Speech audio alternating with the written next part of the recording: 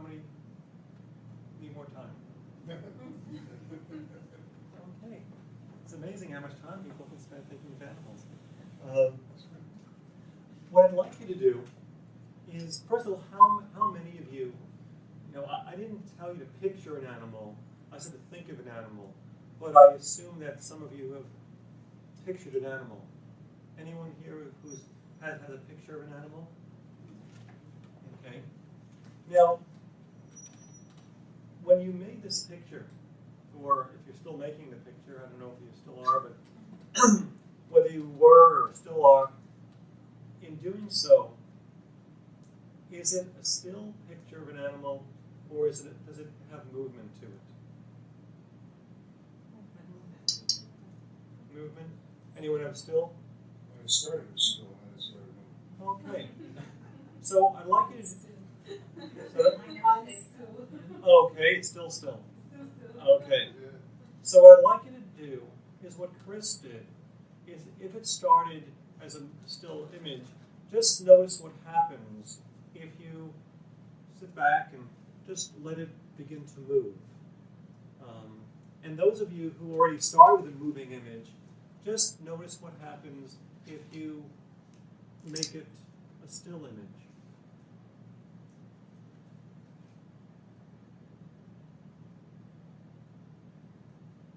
And if you prefer your original way of doing it, you can switch back.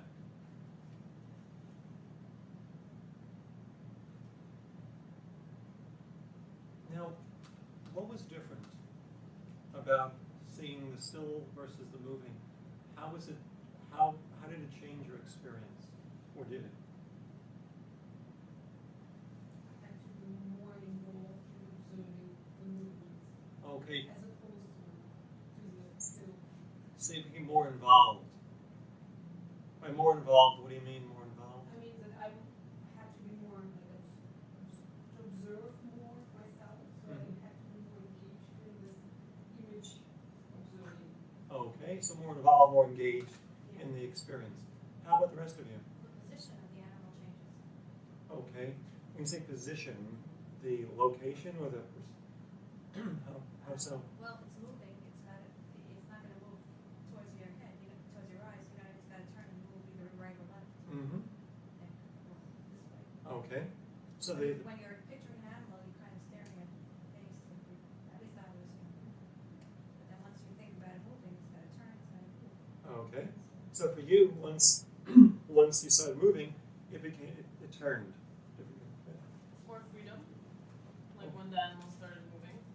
So instead of like picturing still, you would see it like running, for example, and you would have more freedom, the imagination, for it to go other places. Okay. So the word freedom, more freedom of movement. Yes. Okay, good. And it's more lifelike. More lifelike. Well, when it was still, you can't really tell anything about it except, gee, there's an animal. But once you start moving, you see its behavior. Okay. And in seeing its behavior, did that anything associated with that? Was it in seeing the behavior? What was different from just seeing a still? It's like seeing the creature live doing whatever it does versus seeing a photograph of it and saying, gee, I wonder what that creature does. Mm-hmm. Okay. When it's not there watching. Okay, Or good. total picture. Yeah.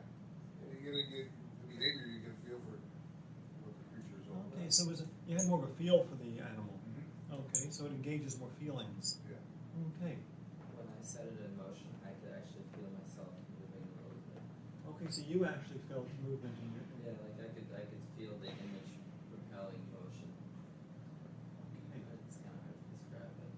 So you kinesthetically felt your own body in movement. Yeah, in and relation to interacting it. with the animal Okay. as well. By the way, this is not what people report. May not be true for everybody, but this is certainly what your experience was in terms of feeling a sensation. A few people there nodded too, so obviously you're not alone. I had the exact opposite of that. Mm-hmm. Because I pictured a cat moving, and when you said about switching to still, and when the cat stood still, I felt like I was in a paralytic state, like he was staring at me, turning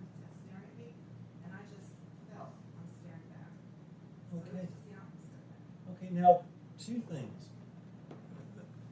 One point I like to make is that when we deal, this is a topic, a very major topic in NLP.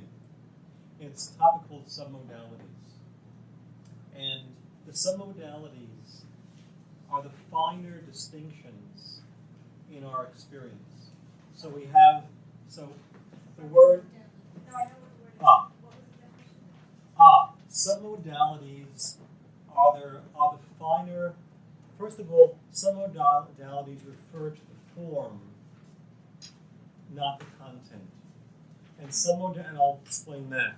Some modalities have to do with the finer distinctions in our senses. So, excuse me. So what you have is the visual system. And within the visual system, you have certain distinctions. One of the, and we just started, one of the distinctions is the image that we make, is it still or moving? That's a finer distinction of how we visualize, how we picture things, how we imagine things.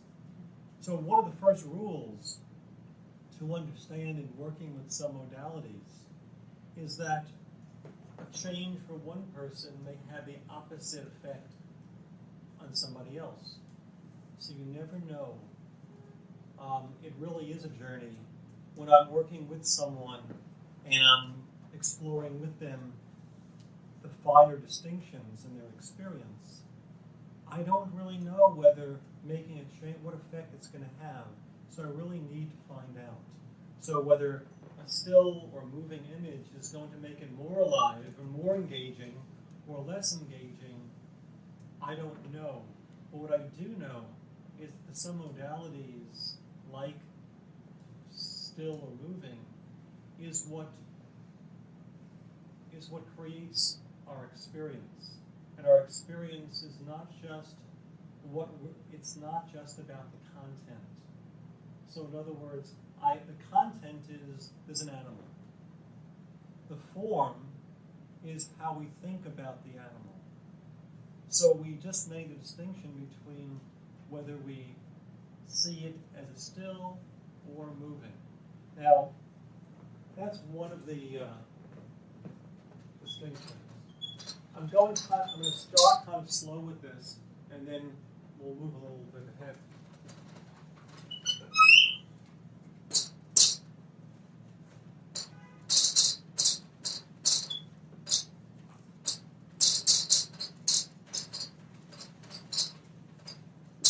Now, in doing this, in moving from still to still or moving, did it change? Did it change did anything else change?